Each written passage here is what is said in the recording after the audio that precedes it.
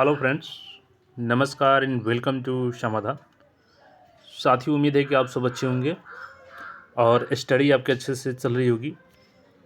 बिहार में चूँकि भर्ती के लिए नीतीश सरकार ने लगभग 4,70,000 भर्तियों का जो नोटिफिकेशन दिखाया था कि हम इतनी भर्तियों को पूरा करेंगे क्योंकि इतने सीटें खाली हैं, और सामान्य प्रशासन विभाग की तरफ से वो लेटर जारी किया गया था।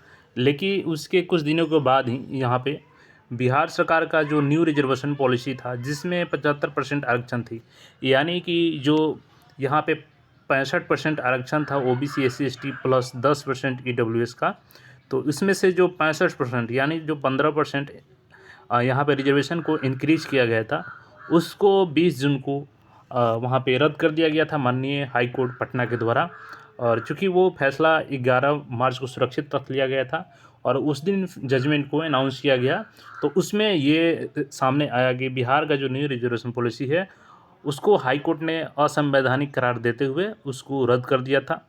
हालांकि बिहार सरकार ने तब ये बोला था कि हम सुप्रीम कोर्ट का रुख करेंगे, और यहाँ पे बिहार सरकार का जो हाई कोर्ट से झटका मिला था, उसके बाद एक और झटका यहाँ पे सुप्रीम कोर्ट से बहुत बड़ा झटका मिला है बिहार सरकार को। तो आइए सारा अपडेट को हम लोग समझते हैं, भर्तियों पर इसका क्या असर होगा ये भी हम लोग जानेंगे। अभी जैसे देखेंगे तो ये लगभग 8 मिनट पहले का न्यूज़ है, और देखेंगे तो सुप्रीम कोर्ट ने तांती ततवा को एससी लिस्ट से बाहर किया। आरक्षण के मिले लाभ वापस उनके, कोर्ट ने कहा नीतीश सरकार का फैसला अवैध। अब ये एक मामला नहीं है जो लगातार नीतीश कुमार इसमें बैकफुट पे हैं, क्योंकि इसके पहले देखेंगे आप तो इसके पहले लोहार जाति को भी उन्होंने एससी में शामिल किया था, तब उसको पटना हाई कोर्ट ने रिजेक्ट कर दिया था और उसके बाद फिर से उनको ओबीसी में वापस लेना पड़ा। तो यहाँ पे देखेंगे एक और झटका लगा है सुप्रीम कोर्ट से यहाँ पे बिहार सरकार का। देखेंगे तो एससी लिस्ट में बदलाव का अधिकार राज्य सरकार के पास नहीं है, ये सुप्रीम कोर्ट का कहना है। और देखेंगे तो यहाँ पे सुप्रीम कोर्ट ने बिहार में 2015 में, चूँकि ये नीतीश सरकार 2015 में एक फैसला लेकर के आई थी कि जो तांती ततवा जाति है उसको हम लोग अनुसूचित जाति की सूची में शामिल करेंगे। कोर्ट ने अपने आदेश में कहा है कि एससी लिस्ट में किसी जाति का नाम जोड़ने या हटाने का अधिकार राज्य के पास नहीं है, और यह काम सिर्फ संसद कर सकती है। कोर्ट ने नीतीश सरकार के फैसले को संविधान से शरारत बताते हुए अवैध करार देते हुए कहा कि एससी लिस्ट में दूसरी जाति को जोड़ने से अनुसूचित जाति के लोगों की हकमारी होती है। कोर्ट ने साफ कहा कि संविधान के आर्टिकल 341 के तहत राज्य को अनुसूचित जाति की सूची में छेड़छाड़ करने का अधिकार नहीं है। जो आर्टिकल 341 है, इसके अकॉर्डिंग बिहार सरकार या किसी भी सरकार के पास ये अधिकार नहीं है कि वो एससी लिस्ट में किसी जाति को जोड़ सके, नए जाति को, या उसमें से किसी जाति को बाहर कर सके। ये सिर्फ और सिर्फ संसद के पास अधिकार है। संसद चाहे तो उसमें किसी जाति को जोड़ सकती है या उस लिस्ट से बाहर कर सकती है। लेकिन नीतीश सरकार ने क्या किया कि 2015 में इसको एससी लिस्ट में शामिल कर दिया, ईबीसी से निकाल करके, चूँकि ये ईबीसी में पहले शामिल थे। अब यहाँ पे देखेंगे तो जस्टिस विक्रमनाथ और प्रशांत कुमार मिश्रा की बेंच ने कहा कि बिहार सरकार ने जुलाई 2015 में जो संकल्प जारी किया था वह अवैध है, साथ ही ये संवैधानिक प्रावधानों के खिलाफ है। इसके लिए राज्य सरकार को माफ़ नहीं किया जा सकता है, इसलिए बिहार सरकार के तांती ततवा जाति को एससी में शामिल करने के संकल्प को रद्द कर दिया जाता है। तो ये यहाँ पे रद्द हो चुका है और फिर से एक बार ये लोग ईबीसी में शामिल हो जाएंगे।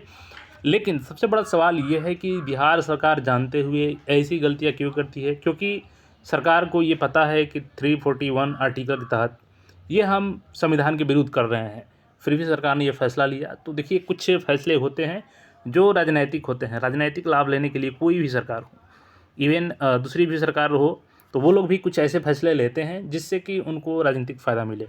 और नीतीश कुमार की जो सरकार थी उसने भी ये राजनीतिक फ़ायदा के लिए किया था, लेकिन इसमें नुकसान होता है, चूँकि अब जो अभ्यर्थी इसका फ़ायदा ले लिए हैं सबसे इसका बेनिफिट वापस लिया जाएगा, तो उसमें बहुत सारे जो अभ्यर्थी हैं कहीं ना कहीं जॉब कर रहे हैं, अब उनको दिक्कत हो सकती है।